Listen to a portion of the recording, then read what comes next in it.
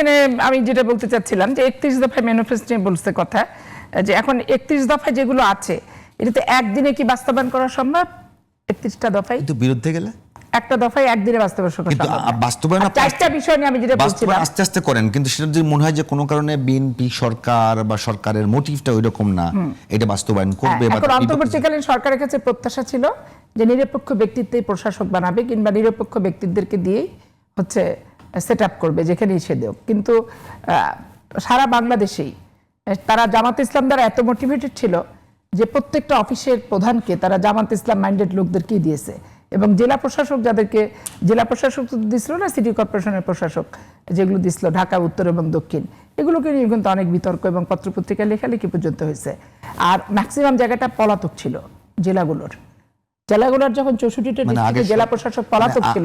আগের অন্তর্বর্তীকালীন সরকার জামাতকে মানে দিয়ে দলীয়করণ করেছে, বিএনপি ক্ষমতায় এসে বিএনপিকে দিয়ে দলীয়করণ করছে।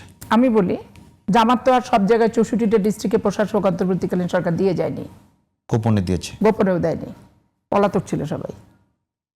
তার মানে দেয়া ছাড়া তার কাছে কোনো উপায় ছিল, পলাতক ছিল সবাই। যখন পলাতক আলটিমেট তার কাছে উপায় নাই, স্থবিরতা, কাজ কামের স্থবিরতা, একদমই রাইট, এবং ভেরি রাইট। এবং যে পরিমাণ হচ্ছে করাপশন 15 বছরে জেলা পরিষদে করছে, যেটা এখন যারা জেলা প্রশাসক হইছে তারা হাড়ে হাড়ে টের পাচ্ছে, এবং রীতিমতো মানে ভুয়া প্রতিষ্ঠানে পর্যন্ত টাকা বরাদ্দ দিয়ে চলে গেছে।